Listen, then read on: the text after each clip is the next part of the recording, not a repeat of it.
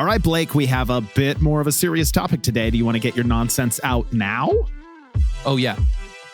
We're ready to get the nonsense out. Come in and eject, Toby. Welcome to the Church Gear Podcast, where we pull the tech out of the booth and onto the stage to share the most outlandish stories and hidden wisdom from the tech trenches. And now, here are your hosts. I'm your host, Blake Hodges, a man who just called in a no-nonsense strike to remove my co-host via drone, who is the most nonsense on this podcast, Toby Walters. It'd be really fun to do a drone strike? No, well, that too. An impromptu survey with our listeners and decide who they think is more nonsense on this because, I often assume it's got to be you, but then it'd be funny if 64% of listeners said that Toby actually brings more nonsense than Blake. Don't tempt me, Toby. We're about to, this is coming out, I think, in the season of Church Tech Madness, right before, right after. I'll throw in another poll. Yeah. I'll throw in another. It'd be 50-50, man. Yeah. And then whoever wins or loses gets a drone strike against them? I don't know. As long as my drone strike is white cheddar popcorn, it's just because you can have drones deliver stuff to your house. Yeah. I mean, what is, some of those alien movies, Alien Invasion, where they have the beams that hit you and that you just disintegrate? What if that beam hit you and just turned you into white cheddar popcorn? See, I'm so toxic, it would bounce off of me and destroy the ship. And I'm thinking, you remember Spaceballs, Pizza the Hut? Oh, yes. So what if you were made of white cheddar popcorn, like Pizza the Hut was made of pizza? Pizza the Gut. That's my title that I'm going to use. All right. So I feel like we got some of our nonsense out. I do have an opening story that kind of relates to the topic today, but it's a little more lighthearted, a bit. So back in the 90s, and do you remember the 90s at all? How much of the 90s do you actually remember, Blake? I was a 90s baby, 1993. I was gestating in 1992. I think is gestating the right word there? I was cooking. I think, isn't gestating like something's brewing in your gut? So my mom was gestating in the 90s. So there was another church in town. I went to a small Baptist church, very conservative Baptist church. And we're very, we like chili potlucks, but you're not going to see a lot of emotion in our experiences within the Sunday morning context. We're going to be very reserved. I grew up Baptist. This isn't checking. We're pretty enthusiastic there. Yeah, you're in the South though. Yeah, so, I was at Mega Church Baptist. Yeah. So there was another church in town that did things a bit more charismatically. They weren't, off the rails or anything. There's no HBO series about them, but they had a little more excitement. I told you to stop referencing the Church of Scientology on this podcast, Toby. And so I remember I forget exactly what they're called. They were the power team, and they would come in. Is this a volunteer team? No, this was the church's name. No. This was a traveling group of people that they were evangelists, but they would do it through the vehicle of these 5 strong men, and they would do these. Think of Dude Perfect. If Dude Perfect traveled to churches and did these crazy shots and then shared the gospel, this is the power team in the 90s. They would do crazy feats of strength, and one of the things that I remember they would do is one of the guys would rip a telephone book in half. And I mean, that's pretty legit for a act of strength. I mean, I used to jump 6 feet in the air and rip 2 boards in half with my toes. So I'm just saying I could have been the 6th member. You could have been. And so they started doing these evangelism outreach events as well. And then there started to be these miracles happening at these events. So, I mean, I'm sure you've seen things or heard about, people being slain in the spirit, or people that were in a wheelchair, being able to walk. You hear about these events where miracles happen. I've not heard of modern day miracles, actually. I'm not disputing. I'm saying I haven't heard of that. Okay. I think you're in the wrong part of the earth. I think this is still very much happening.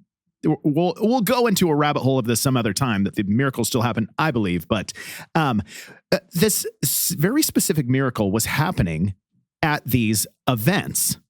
And it was people were miraculously receiving gold teeth.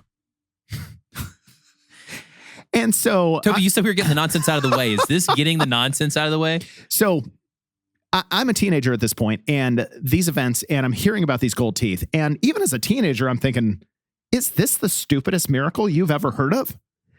But our pastor got really caught up in these revivals, and he wanted to see this happening at our church because he saw so many amazing things happening.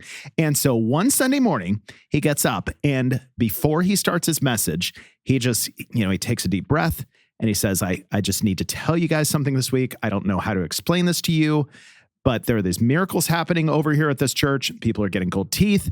And I, in fact, have received a gold tooth.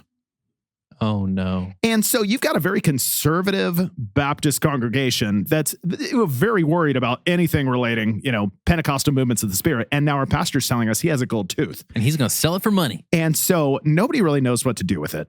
And we all just kind of shake our head a bit. We don't know what's happening. So next Sunday, he comes back up and he says, well, I spoke to my dentist this week, and he finally found the records where I had actually received that gold tooth. He put it in 2 years ago, and I had totally forgotten.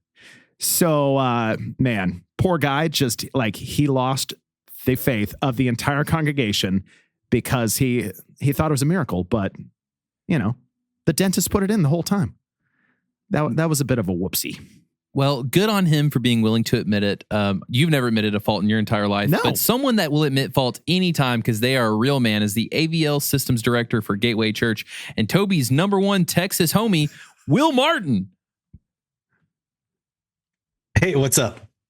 Will, I put something else in, and I know. Yeah. Yep. You see it. And so, if we want to reference, Ron Burgundy. Sorry, Toby's waiting for Toby's Blake #1 gold toothed out homie, Will Martin. It's fine. Will, welcome to the show.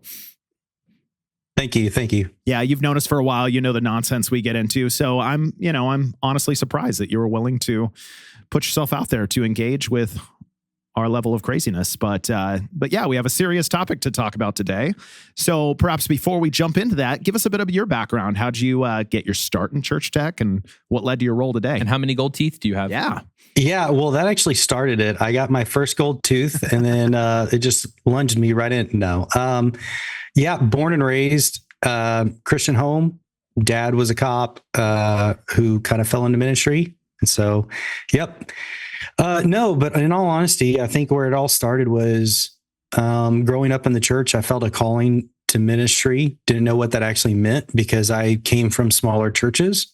And so for me, I loved production, getting into that in high school, kind of more or less the production on tech for theater in high school.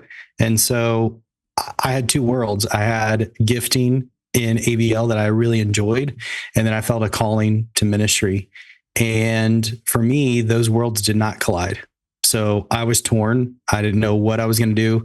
I actually went to a small Bible college institute in Dallas, and I actually had a mentor there that poured into me that actually showed me the world could collide together.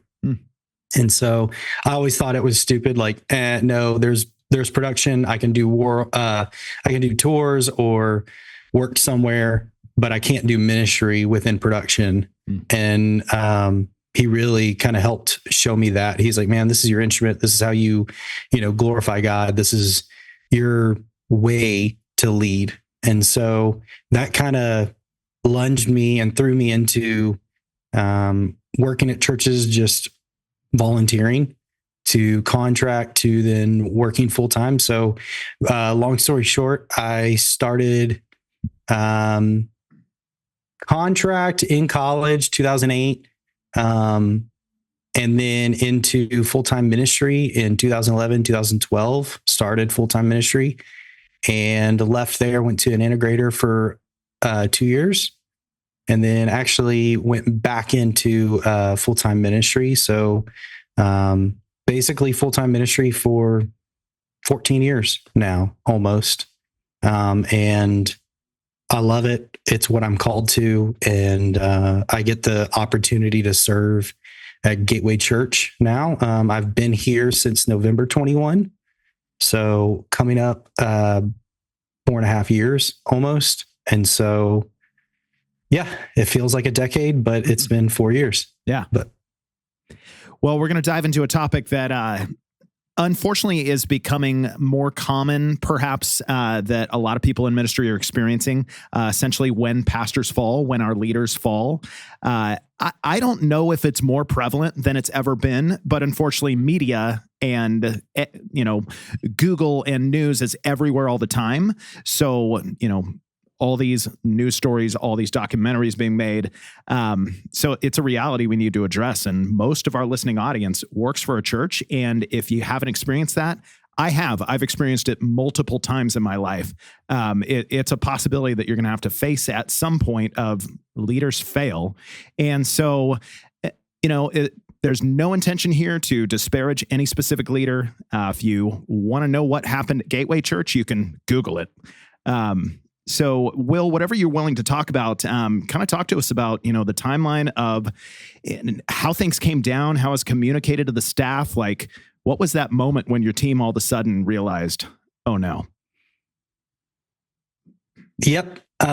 It's one of those moments of, Blake probably doesn't remember this, but when, for those that are old enough, you remember a date and time in areas and sometimes senses of, for Toby, you would probably know where you were at when 9/11 happened. Mm-hmm. It's one of those moments that I still remember sitting in my living room with my wife when we got communication from our elders to all staff that mentioned, hey, there's this article, we're looking into it. And basically just blanketly stated, there is an issue and we're trying to look into it. Right. Because this day and age, I think just in general, media is media at times, and you need to verify and make sure things are true before we, address things. And so that timeline, it was June 24. That news came out that our pastor had moral failure and legal failure. It was just a storm that hit, kind of feel. So that led into elders taking over. And we had, at the moment in leadership, they had determined that was the year that he was actually going to retire. And so we already had a successor set in, and they were working through that, which was his son. And when everything hit the fan, elders took over. They did investigations and some pretty hard conversations within, I guess, leadership at the top level. And that's where they had determined that it just wasn't in the future a good spot for the pastor to take over. Mm-hmm. And so he actually separated himself and he left as well. So not just directly out of the chaos tsunami of emotions that hit us and the news and everything else, we also lost a good chunk of our leadership team. And so in those moments, we had no pastor and no lead team, at least on the day-to-day. It felt like driving vision. And so we went through a season of, we were elder led, and all decisions, everything was handled by them directly. And so that was June 24 into, I think, just like specifically what day of the week it was when you guys, it was a Friday. Okay. Friday afternoon, evening. Did you know what was coming Sunday? Was there immediately like, hey, this is the plan for Sunday, we need to pivot? Like, did your team have to suddenly figure out, we're going to do something totally different? We all didn't actually know what was going to happen because it was all still blog, hearsay kind of thing. And so Friday afternoon it hit, and we were all like, what is happening? And we actually have Saturday services. And so our team showed up Saturday in a fog. And then Sunday, we still didn't know anything. And that's when we kind of just went through the motions of, let's just get through the weekend and see what's going to happen. Yeah. And then Monday morning is when we had our elder leading. Have you guys ever thought, or has it been a conversation of, it was absolutely intentionally released on a Friday? Like, just like, let's drop a bomb at the worst possible moment and watch it unravel? No, so that was not intentional. That was due to a response due to a blog getting posted on Friday afternoon. So that was posted, I think, at like I don't know, 4:00 on a Friday. And then our team, on the like all staff Slack we got was in response to that. Yeah. So I'm guessing weekend one, it was like, look, guys, just let's keep our heads down. Let's do our job. And on Monday, we'll start figuring out what is actually going on. Yes. And then Monday, we actually had a elder meeting to all staff. They addressed us in person. And the first week was chaotic because we actually had our youth conference scheduled for that Wednesday, Thursday, Friday. And so in the news of chaos and staff kind of not knowing what's what, we also still had to prepare for a youth conference. So mainly within, we call LP live production department, we were all like, well, how do we move forward? Because there are people, feeling every emotion known to mankind, of betrayal to hurt to confused to anger. And so we had to navigate that. It was not easy. Yeah. Those 3 days. You guys still did the youth conference?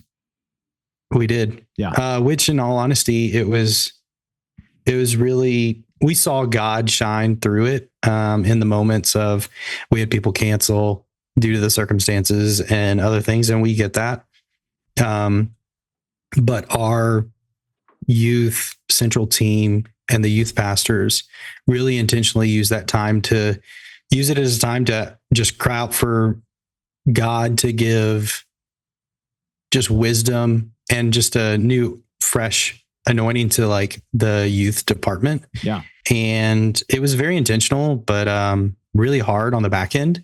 But in all honesty, like after seeing that, it actually gave some fresh wind kind of in the sales of staff and production guys working that just did not want to be there in that moment. And so it was awesome seeing I think it was 2,000 or 3,000 students, high schoolers worshiping. And so, yeah. I mean, the news drops on Friday and you're thinking, wow, over the next 7 days, 5 of them are intense church production days for us. And I'm guessing there was very little time even to emotionally grapple this. Like, were you and your team able to have many conversations during that week? And what was, were people coming to you asking, hey, do I still have a job? Yeah, like how do you pastor well in that kind of crisis? Because that's a particularly painful type of crisis. Yeah, primarily when you're trying to deal with the emotions yourself, right? You don't have time to process because you're trying to help the team process. In that moment, we actually didn't get to process the first week. And then more came. It was just chaotic. I think it was like week 2 or 3. We actually had space for us to actually sit down with leadership, and different leads would come in and just give an open ear. I think for me, for my team, was to not come in with any solutions. You treat it almost like your wife, of I have an ear open to listen, and I have a heart for you. And so everyone on my team had, vast different sides of the coin. And so there are people that had been on staff for 14 years. Then there were some that were, 90 days in. And so for us, my team specifically, we were able to speak and talk to each other one-on-one, to then my pastor over production sat down and we talked through everyone, just like, hey, how are you feeling? Like, this is a safe space. Let's talk. Yeah. And we had people cry. We had people just confused. We had people yell. And in those moments, it's, for myself, right, to process was my wife and I, when it happened, we looked at each other and said, is this the place for us? We have to ask that, right? Yeah. I think there is, in seasons of change to new leadership, am I still here?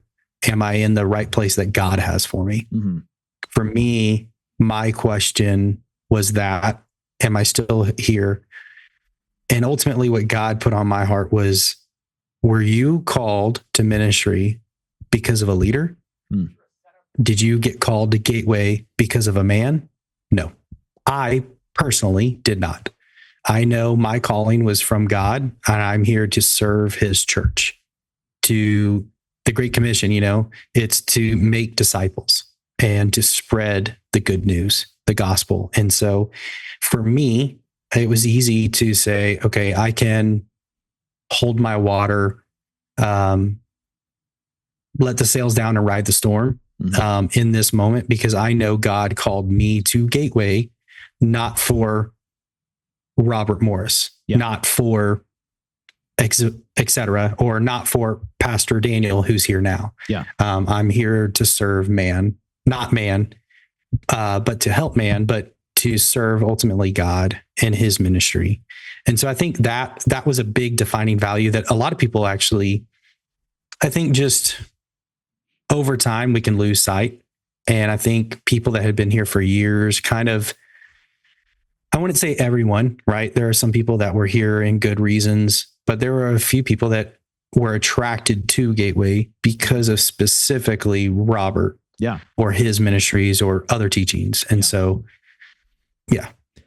how did you kind of pastor your people during that, let's say just the first few weeks when the emotional response, I'm sure, was all over the map? You probably had some people that were furious, that, wanted to denounce him as anybody they'd ever trusted. And then you might have the opposite side that said, you know what, he was our pastor for a long time. We still love him. We support him. How do you pastor across those reactions? Do you give space for them? Do you help guide them into a healthier viewpoint in the long run? Or what do you think? I would say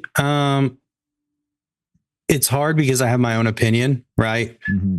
Whenever I'm trying to lead a team, I have to separate my emotions in that aspect to find a healthy ground of, okay, let's try to point it back to scripture. Man fails, right? Every time we look in the Bible, every leader falls. The only one that was perfect, that walked in flesh, was Jesus. Yeah. And so none of us are Jesus. Moses killed a man. Noah was a drunk, and David was an adulterer and a murderer. And so who am I to judge someone on their forgiveness or where their heart is at? So I had to tell my team, hey man, you have to handle this. You have to, in your own personal time, pray through this. Know that there's space. There are days that you're going to come in and not want to be here. There are going to be days that you walk in and just despise everything that's happening. Or it felt like the Grim Reaper was walking through. And so just know that there's space for that. And I have an open door. And if you ever want to talk, please, let's just talk. Mm-hmm. And I think that was very helpful because I had a few friends on staff that I was able to just talk. Let's just sit and talk. And I have a best friend that lives in Alabama that we would just talk on the phone weekly. Mm-hmm. Just, hey, how are you doing? I'm not asking how the church is doing. How are you? Yeah. I think in those seasons, for those that might go through this, or you have a friend that goes through something like this, just reach out and ask, like, hey man, how are you personally doing? Mm-hmm. Because there are days that you just want to like cry and sit in the corner and be like, what is literally happening? Yeah. And so I think in those moments for your team to pastor them, it's to just be open ears, open hands, and have the right heart, and come in with not, hey, I'm going to fix you, or you're wrong. You're wrong. Even if they are wrong. There are times where you're like, hey man, I'm going to love you through this moment, but also not hard love, but at least try to slightly guide them back to, hey man, we're all human. We're failing, right? This is why ultimately we should never put our hope in man. We should never put our trust fully in man. Mm-hmm. Yes, God puts people in our lives to hopefully lead us, right? And to steward those. And we are held to a higher standard. Pastors are held to a higher standard biblically. And it's one of those moments of evaluating yourself as well. And it's sad to say, but we all can fall very easily if we can get skewed, or if our heart's not in the right place, our minds are not set on what is true, what is love, it's all Christ. Yeah. And so the moment we get that 1 degree off, after we look back, we're out in left field versus dead center. And so, yeah. Just thinking about what you said as far as, God's working on your heart after it happens and asking you, well, why are you here? You here because of a man, or are you here because I called you to be here? And if you're in ministry long enough, this has happened at least 3 times to me. I can, off the top of my head, name the 3 times pastors fell. It might have happened more. I'm just trying to, connect all the dots. But if you're in ministry long enough, it's going to happen to you. I can almost guarantee it. And again, is your hope in that pastor, in that leader? Is that why you joined that church? Is that why you're in that seat? And then everything crumbles when that person falls? Because even if they aren't specifically committing sins that disqualify them from ministry, as far as we deem it, they're sinning every day. Like, we are sinners on this earth. And so that pastor is an imperfect person every single day.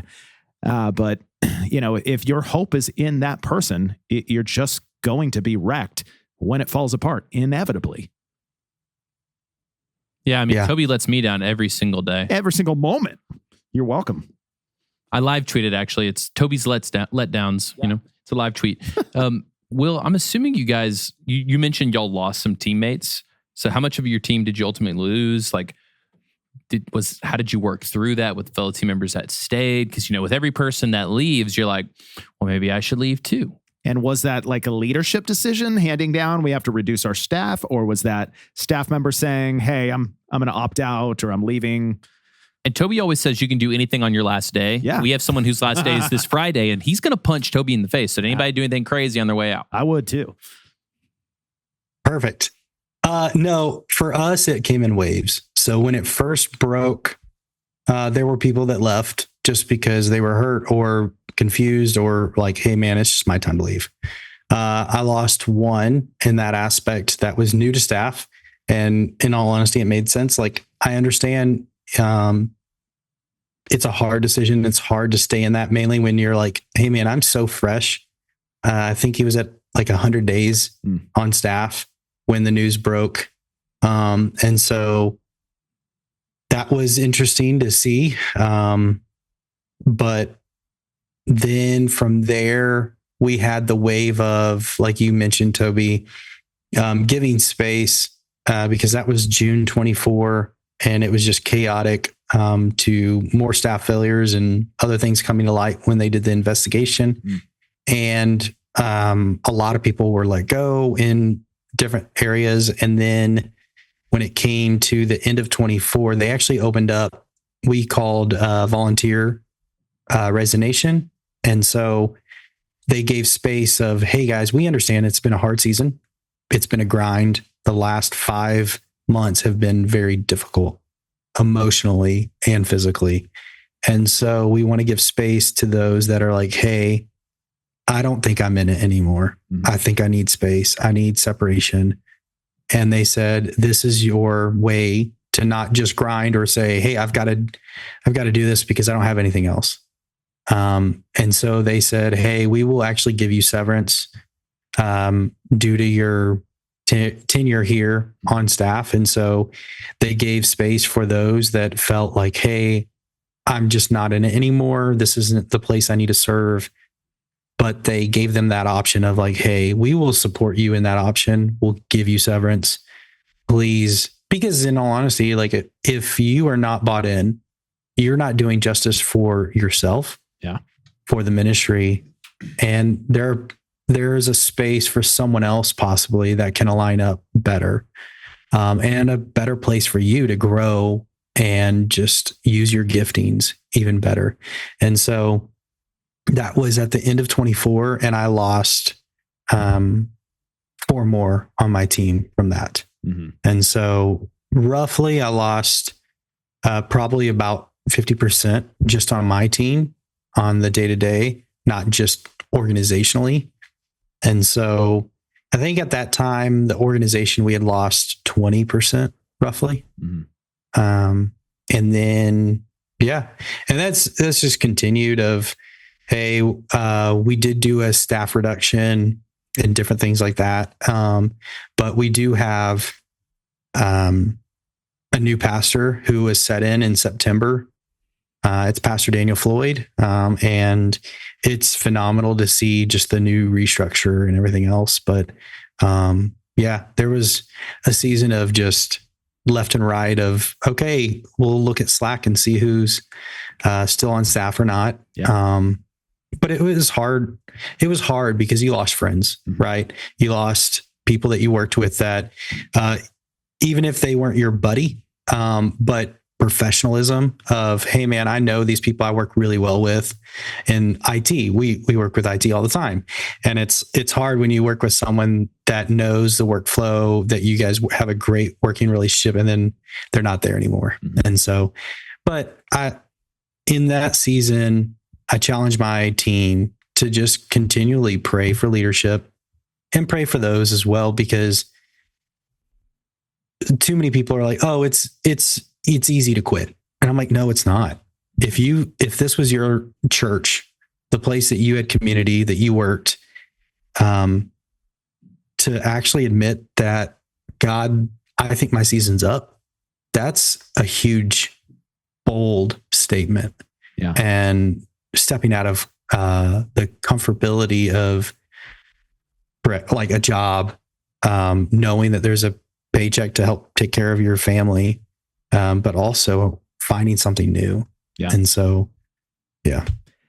How was the church affected? If you describe, the week before everything came out, you have a bustling ministry at the broadcast campus. You have all these other campuses, and then fast forward 6 months, and are you guys down services? Like, are you down attendance a ton? Are the campuses as affected as broadcast? Like, what kind of did it look like in the depths of that season? Yeah, in that season, I think we were down attendance, right? I don't know how much, probably 20 to 30%. I think we say West, we're in DFW, and we do have a few campuses on the east side of the Metroplex. And so that side, I don't think was actually affected as much, because some people are like, what happened? And we actually had guests coming in like the week after, and they're like, we don't even know what happened, because they weren't following these bloggers or the news.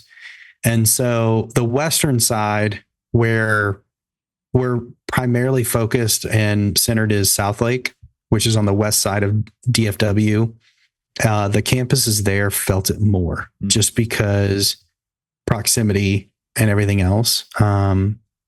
But yeah, the first 6 months, I would say we were down in attendance. And also, even if people were there, it felt like they were skeptic. Like, hey, what's actually going to happen?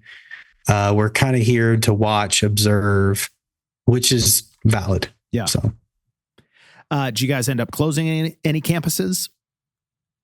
No, we did not. We did not close any campuses. And so that stayed. Coming out of it, we did, and it wasn't a change with the chaos. It was actually a new structure of, hey, new leadership. Let's actually see what's working, what we actually want to do versus not just what we want, right? But what God has for Gateway in this season. What should we do? Mm-hmm. And we actually stopped doing Saturday services at our satellite campuses. So we're doing Saturday service at our broadcast campus in South Lake, but at the satellite campuses, we stopped doing Saturday services. So just Sunday mornings. Got it.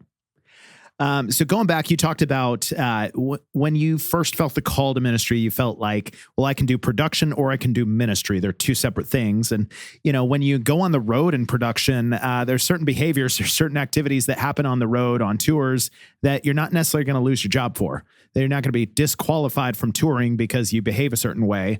But then we put on this ministry hat and we're thinking, well, I'm doing production at a church. I'm being paid by the church. Are we now beholden to the same standards as a senior pastor? I know you don't have all the answers. I know you're not the wisest human that ever lived, but how do you lead your team in saying this is the standard we as the production team of Gateway hold ourselves to? And is that the same as an elder board or a senior pastor? Yeah, I would say, I think everyone has their own opinions, but I think going back to scripture, yes, the pastor, even the shepherds of the church are held to a high standard. I think if we are in full-time ministry, we are our ministers in some aspect, mainly in the production world. This is our community. This is our people that we lead, we guide. Just because I'm not on platform doesn't mean I'm not their pastor, right? I'm their point pastor. I'm the one that knows the volunteers. I'm the one that knows their job, their wife, their husband, their kids' names. I should be that connection point for them. And so I would hope that we are held at the same very similar, right? That we would be held at some standard. Mm-hmm. I think just because their platform might be larger, their influence is larger because they are the face of the church. Mm-hmm. Also, they're the ones speaking and leading every week from a platform, and everyone knows them, that they should be held at a different standard than myself as a staff member. Yeah. Now, there are different, I guess, weights or different hurdles that they have to jump that I don't have to. And then there's certain things that I have to deal with that they just don't have to. But morally and everything else, I think we should, because I shouldn't be doing things that should disqualify me and say, hey, I can do it because I'm just in production. Yeah. And I think that all points to our moral compass of what Christ laid out biblically for us in those moments. Yes, production world is a deep, dark hole at times, mainly tour. And it will shock a lot of people that have only known church world. Yeah. And I think you asked even like, how do we hold that culture to or standard to our volunteers as well? Mm-hmm. I would hope that everyone that is a member of Gateway or a member of your church is called up, right? We are called to somewhat of a standard. And I think that has to be driven and written and lived by your top down, right? It has to start at the core, at your head pastor and head leadership, and trickle. Mm-hmm. Because that's the only way to align your vision, align your culture, and run fast, run intentionally, and actually do what God has called your ministry, your church to do in your community, in the world, wherever you're at. And so, but if I, as a staff member, do not live that, do not actually portray it, I can never hold a volunteer to that standard. Yeah. Neither should I, because if that's hypocritical, I don't want to do that. Got to take the plank out of your own eye first. Exactly. Like I cannot say, hey, you guys need to be here on time. Hey, you shouldn't have these conversations at front of house. Hey, you can't do this, when I show up late, or I have inappropriate conversations, or I have a bad attitude and say, I don't want to be here. How can I think of a volunteer will do anything different? And I should be a safe space for them, because yes, for me, this is my job. This is my career. I do this for a paycheck also. Mm-hmm. But those volunteers, they work 40 hours somewhere else and they give their time there at the church. How do I not honor them and hopefully give them a great place to be a part of, where they enjoy, they love the culture, they love just the atmosphere, to feel safe, to feel like it's a great place to connect, relate, and also serve and have fun. Mm-hmm.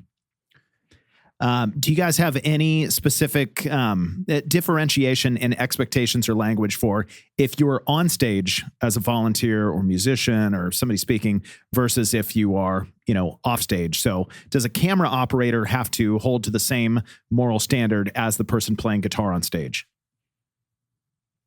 Nothing written, no. But we do, the hope would be that you have a connection, you have a relationship with those, and you kind of know where they're at, that you can help steward them, because we don't want to disqualify, like, hey, this volunteer is having struggles with their marriage, right? Or has a struggle with XYZ. You can't serve because of that. Mm-hmm. I don't think that is just because we're all sinners. We're all human. We all have our own failures. But I think it's having the safe space of like, hey man, are you doing okay? Let's check ourselves before because serving is not our way to get redemption. Serving is out of the greatness of our heart. And it's a way that I can express back to God gifts that he's given me that I get to use to help the church. That if I think for me, before I start a service, before I do anything, it's just something quick that I do that I enjoy, is I try to realign my heart, because in rehearsal to the hustle bustle of fixing things or anything like that, I can get skewed, right? I can get just a little off temperature, or I might have just gone through a conversation or got a bad text that I'm just like, whatever. And I'm just pushing buttons. Mm-hmm. What I try to do at front of house or anywhere that I'm at, I just do a quick little pause of like, God, I pray that you renew my mind, that you bless my hands, my eyes, my ears, that everything that I do will be a sacrifice and worship to you.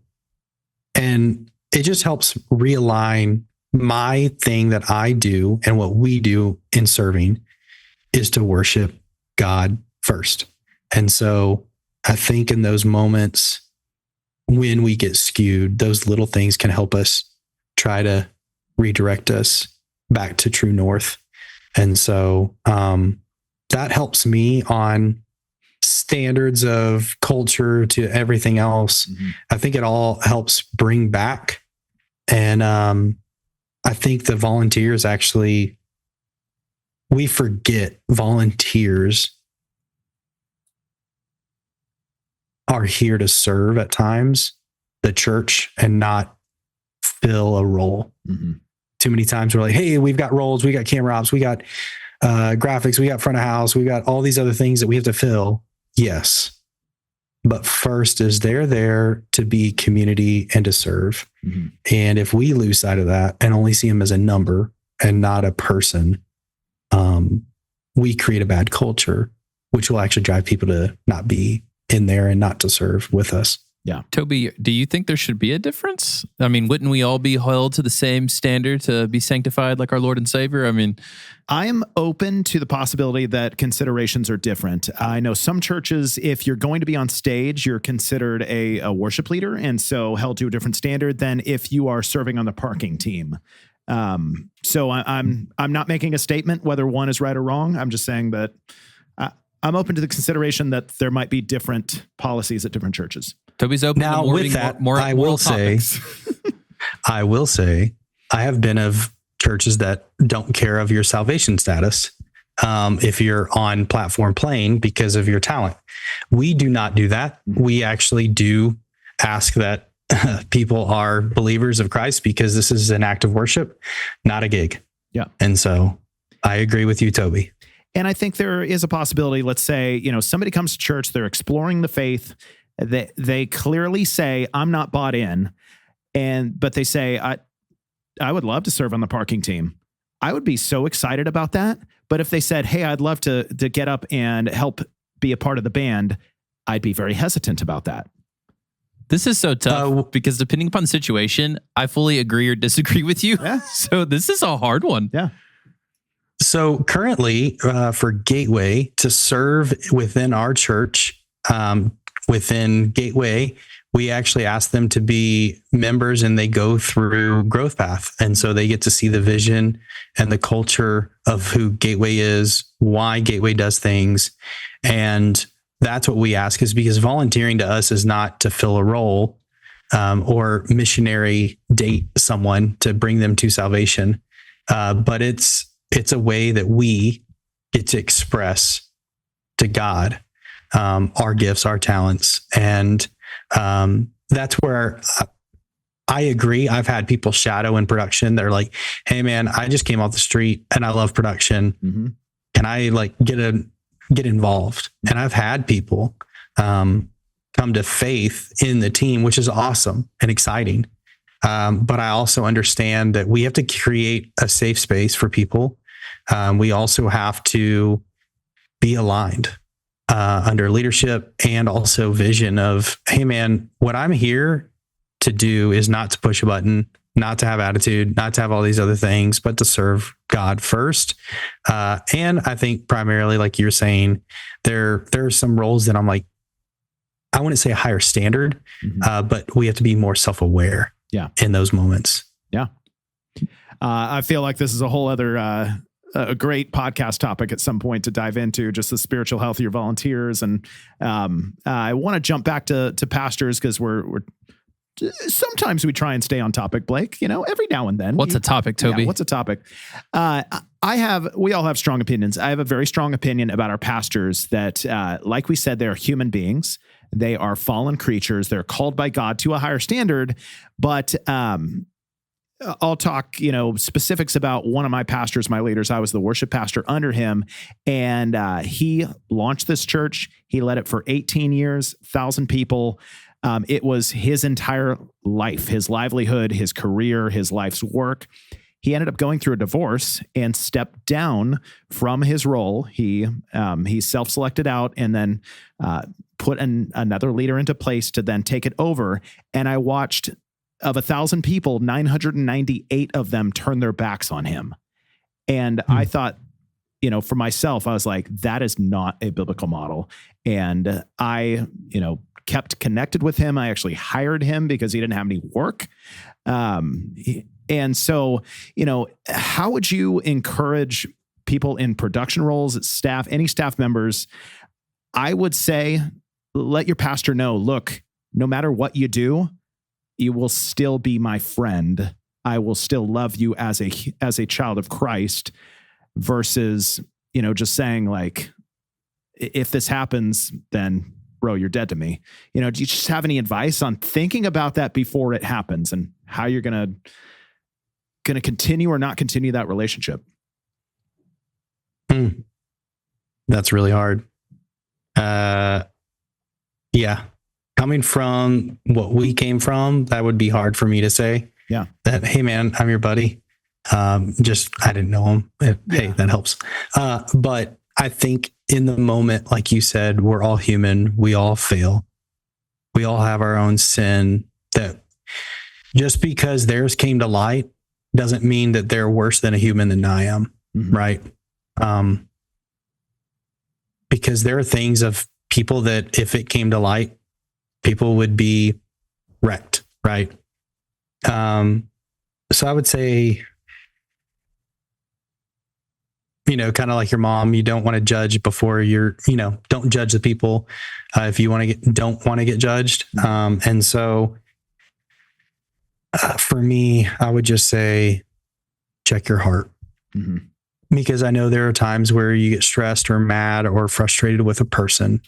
But ultimately, Christ died on the cross for all sin, for every person, not just people that only do white lies or little sins, but for all. Now there is justice, there is law, there is order, but Christ died to forgive all. And I think on the human side, it's easier to forgive when people have repentant hearts, right? Like your pastor, hey man, we went through this. That to me is easier, I guess, on the human side, to understand and to give grace and space for those that might have a hard time. But I think in the core, it has to be, for me, is where am I at?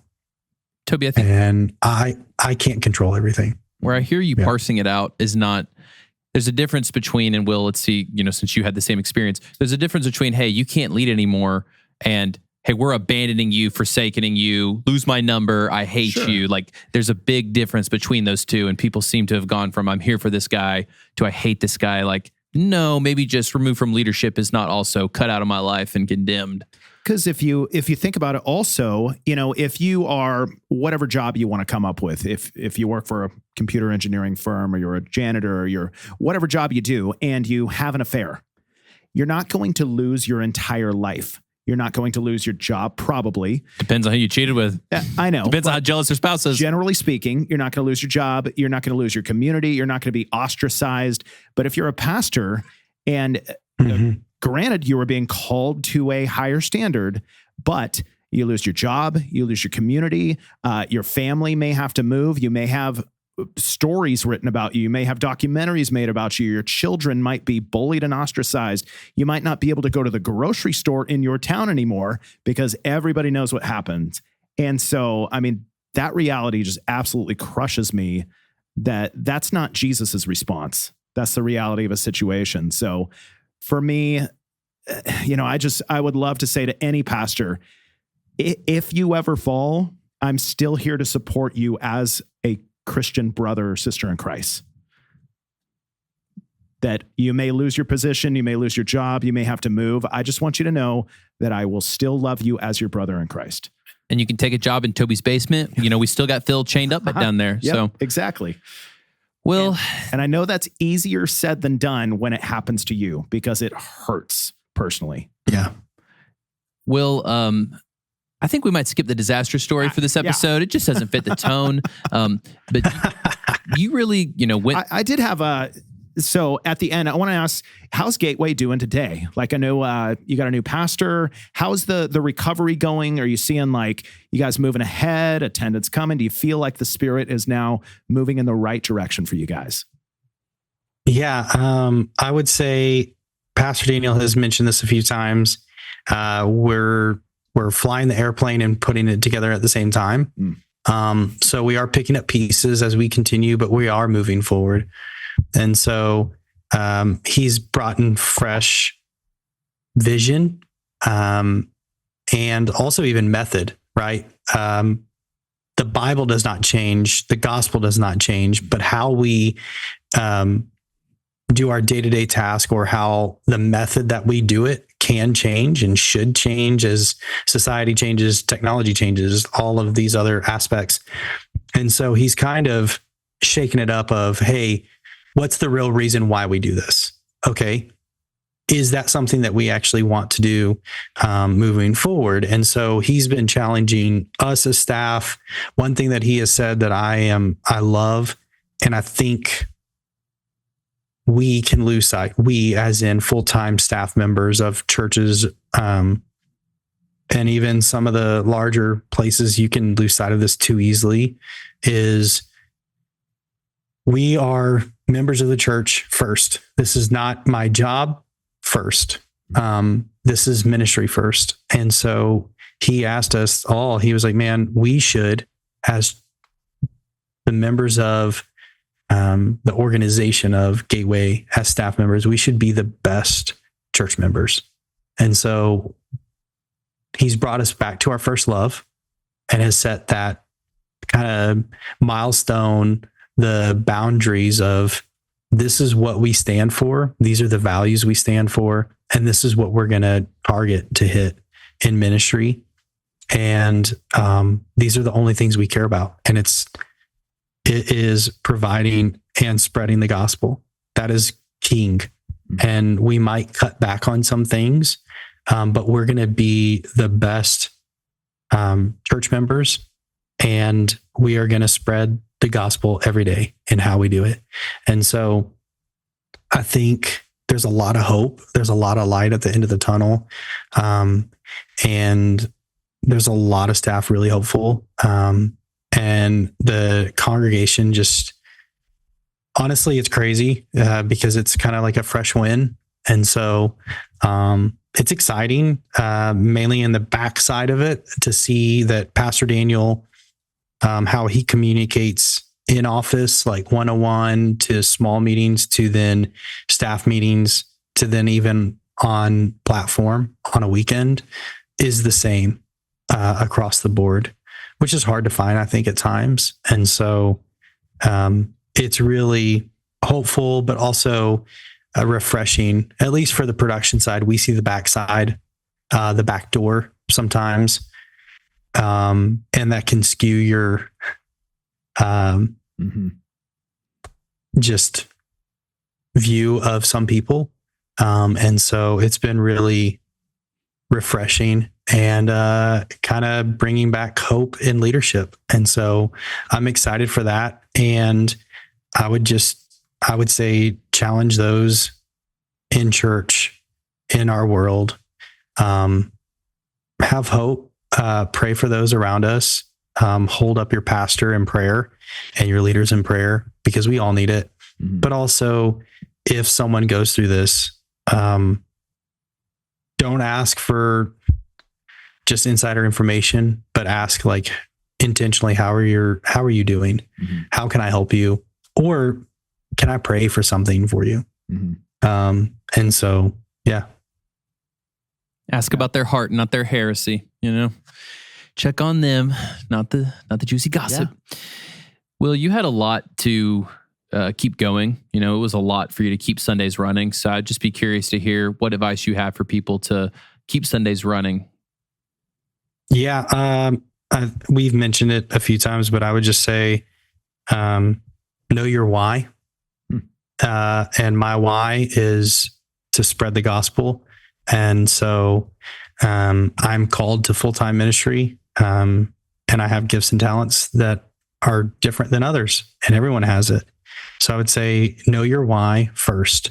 And then I think on the practical side, just open communication to your leaders, to even your volunteers, to your team, and let them know like how you're doing, or ask them how they're doing. Because we as a team, right, run together, and that's the only way to move Sundays running. And also like one heart, one mind, one team. You can do way more as a team than individually. And so I think that's what has helped us in this season of keeping Sundays, weekends moving forward, and not losing the why. That's really good. Love that. It's tough to keep going when things get tough, but one of the things that'll keep you going is a Keep Sundays Running kit, Toby. And if you're hearing this in the month of April, you can sign up to win one of those. Yes, it is our, we do 2 major sales a year, and April is always one of them. So it is the Keep Sundays Running sale. Incredible discounts across church gear on everything we have, as well as what do you need to do to win a Keep Sundays Running kit? Like, you need to go to the link in this bio and you can enter, and there's going to be 50 kits. So, I mean, it's not just one grand prize. You got a good shot, and it'll help you keep Sundays running. Yeah. And I mean, we have 50,000 best friends and listeners. So, you have a 1 in some chance. Yeah, go check it out. Do some retail therapy. This was a heavy episode. You need some fun. Go get some dopamine looking at what you can get at church gear. Will, thank you for joining us on the Church Gear podcast presented by our friends at House Right. Is there anything you want to plug, anywhere you want to point people towards? I would just say read your Bibles more and just make sure you have a close friend to connect with, man. So it's community. Plug in the Keep it Bible up. and friendship. This is a great guest. We also had someone recently plug Go to Church. Like, these plugs are getting better and better, Toby. Well, thank you, Will, for joining us. Definitely. Thanks, guys. Thanks for hanging out with us. We hope to see you back next week for more absurd stories, tech takeaways, and overall buffoonery here at the Church Gear Studios. Blake, I like the Keep Sundays Running of Know Your Why. And normally we get into nonsense, but this isn't really a nonsense episode. My why really is for Church Gear to, I do love gear, but ultimately I just love church production staff, worship staff. And so I'd say my why is to just help them continue what they're doing. And I think this is a really helpful episode to share with your friends in the church production community. Because again, if it hasn't happened to you, if you haven't had a leader fail, like it's almost inevitable. Yeah, and my why is keep the money coming, which is why I work at Church Gear, because this white cheddar popcorn is not cheap. But if you want to keep Sundays running at your church, I bet you could share this episode with a friend and say, hey, this will help us keep Sundays running. That's right.